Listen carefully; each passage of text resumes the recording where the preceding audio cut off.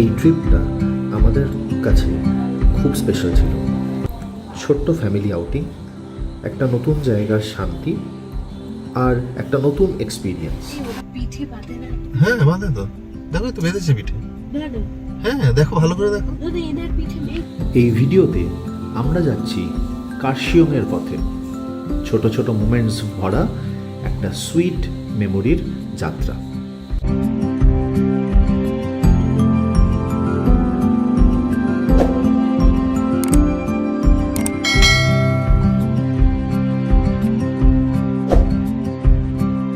সেই রাতের ট্রেন আর ছেলের প্রথম ওভারনাইট ট্রেন জার্নি, ওর বার্থে ঘুমোনো।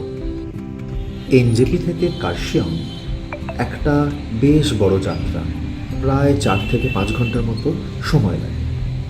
শুরুতে সহজে চলা হাইওয়ে, রাস্তার দিকে ছোট ছোট দোকান, হাট বাজার, আর তারপর আস্তে আস্তে ঘুরে এলো পাহাড়ি রাস্তার ডাক, যেটা আপনারা একটু পরেই দেখতে পাবেন।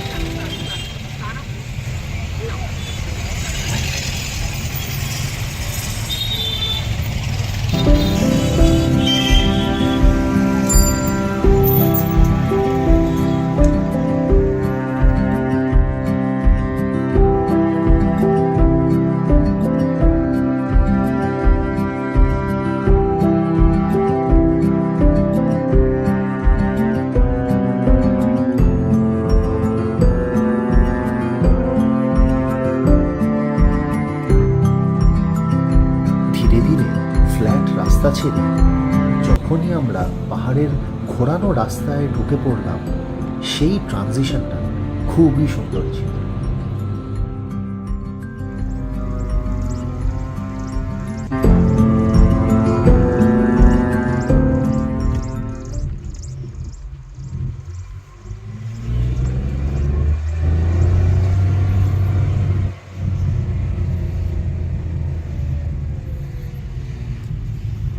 পাহাড়ের মাঝে যে শান্ত মিষ্টি হাওয়া, সেটা মনকে একদম হালকা করে তোলে।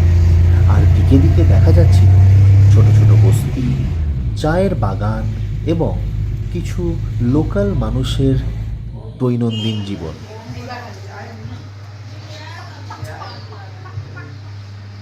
একটা রোড সাইড রেস্টুরেন্টে থামলাম ব্রেকফাস্টের জন্য।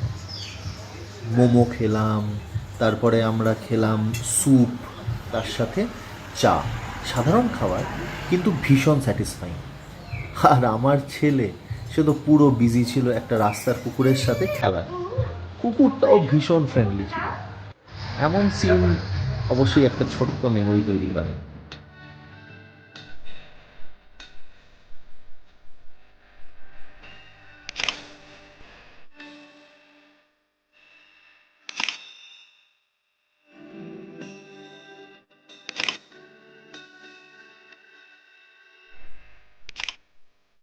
তারপর একটা আনবিলিভেবল মোমেন্ট, যেটা আমি পার্সোনালি খুব খুশি হয়ে ধরেছিলাম ক্যামেরাতে।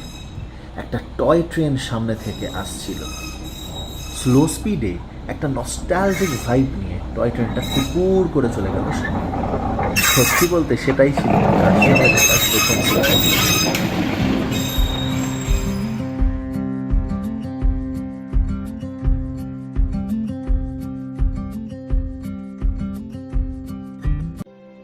বিকেলবেলা আমরা পৌঁছে গেলাম অতিথি গৃহ হোমস্টেতে। এটা একটা ছোট্ট হোমস্টে কার্শিয়ংয়ের ইগলস ক্রেগের কাছাকাছি। এইখানে একটি বাড়ি রয়েছে যেখানে সুভাষচন্দ্র বোস, আমাদের প্রিয় নেতাজি, উনি কখনো এসে থেকেছিলেন, এবং সেই বাড়িটা এখন একটি মিউজিয়ামের মতো তৈরি করা হয়েছে। আর ওর পাশেই এই অতিথি গৃহ হোমস্টে। ওনার খুবই হাম্বল, আর তার কথায় রয়েছে একটা উষ্ণতা। আমি রুমটা দেখাবো। রুমটা ছিল খুবই সাজানো, সামনে খোলা হিল ভিউ, ছোট ছোট ফার্নিচার, এবং একটা বেশ পুরনো কলোনিয়াল লুক। সামনে এটা যথেষ্ট স্পেশাস। রেট 1,500 টাকা পার হেড, আর ফুডিং 1,000 টাকা। খুব সুন্দর অ্যারেঞ্জমেন্ট।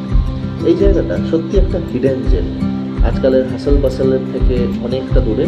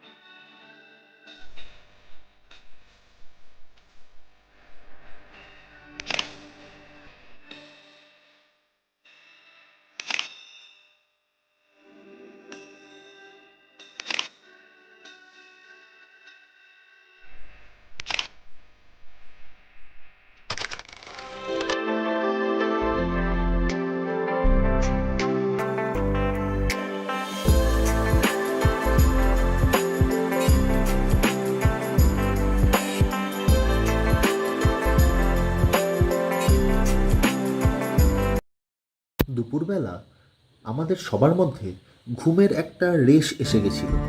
ট্রেনের ক্লান্তি, পাহাড়ের পথ, এই সব কিছুর জন্য আমরা একটু ছোট্ট ঘুমের আশ্রয় নিয়েছিলাম। এই হোমস্টেটা যেমন সুন্দর তেমনি নীরব, একদম নিরিবিলি। এরকম একটা জায়গায় ঘুম তো আসবেই। ঘুম ভাঙল বিকেলের আলোতে। বারান্দা দিয়ে আস্তে আস্তে পাহাড়ের হাওয়া ঢুকে আসছে, সেই শীতের একটা ছোঁয়া নিয়ে। সূর্য ধীরে ধীরে নেমে যাচ্ছে। আকাশের রং যেন ছাই থেকে কমলা হতে হতে একদিনের বিদায়ের গান গাইছে।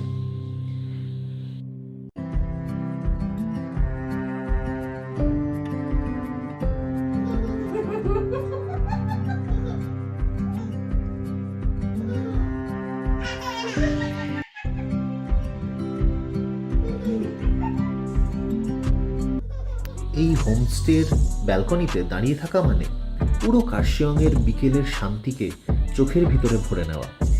শব্দ নেই, কিন্তু প্রকৃতির একটা সরল সুর বাজছে, আর ছেলের মুখে একটা প্রতিশ্রুতি, আমাদের পরের দিনের নতুন সাহস।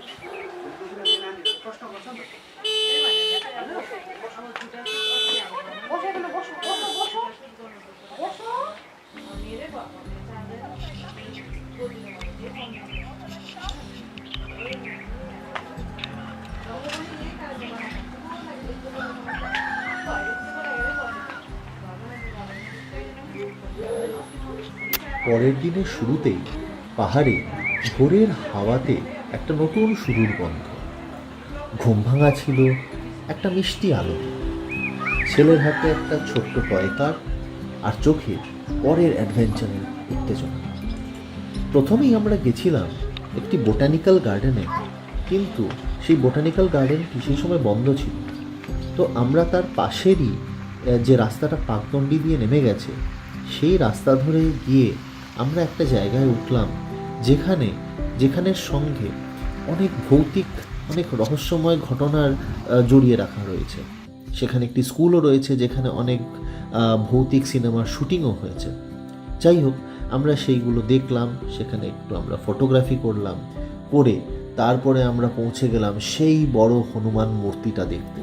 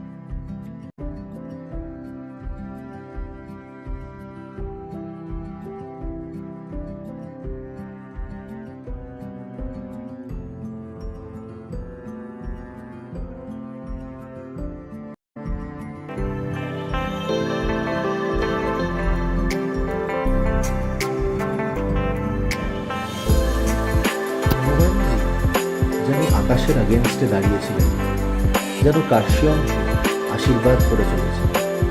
একটা আলাদা শান্ত ভাব এসে গেল মনের ভিতরে। তারপর চলতে চলতে আমরা চলে গেলাম চা বাগানে, একটা সবুজ শান্তির দুনিয়া। রাস্তা ছেড়ে চা গাছের মাঝে ছোট ছোট পথ, মায়ের হাত ধরে ছোট ছোট পদক্ষেপ ছেলের, আর আমরা সবাই হারিয়ে গেলাম প্রকৃতির গভীরে।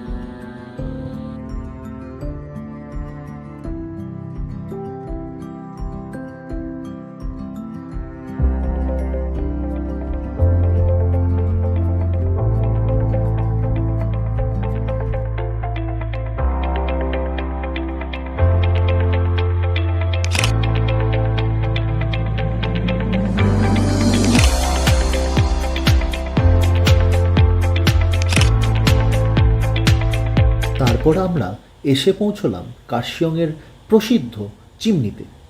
ব্রিটিশ জামানার এই একটা পুরনো উইটনেস এখনও একলা দাঁড়িয়ে সব শুনতে পায় মনে হয়। স্থানীয় মানুষেরা বলে একটা সময়ের কাহিনী লুকিয়ে রয়েছে এই চিমনির এতে ওতে। একটা সময়ের পর বিদায়ের আগে একটু শেষ দেখা করে নেওয়া হলো ইগলস ক্র্যাগ থেকে।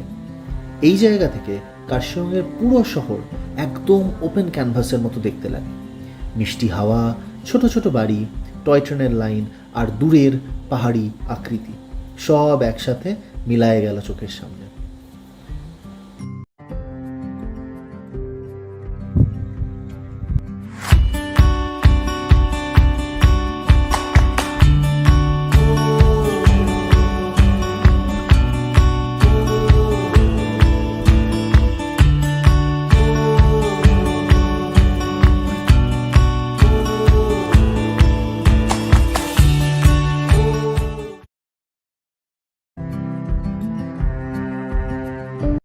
সেই সন্ধ্যার রোদ্দুরের মধ্যে দাঁড়িয়ে মনে হলো শর্ট ট্রিপ হলেও মনে থাকার মতো অনেক কিছু ছিল এই ট্যুরে।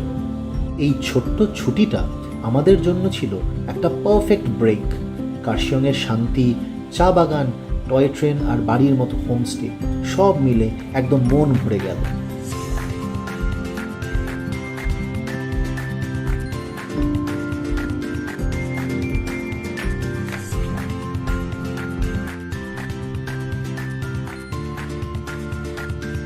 অতিথি গৃহ পার হেড ১,৫০০ টাকা ছাড়াও ফুডিং ছিল ১,০০০ টাকা পার হেড, আর লোকাল কার হায়ার ছিল দুদিনের জন্য ২,৫০০ টাকা পার দিন।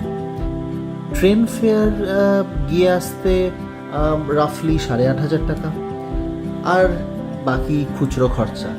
তো টোটাল এরকমই খরচা আমাদের পড়েছিল।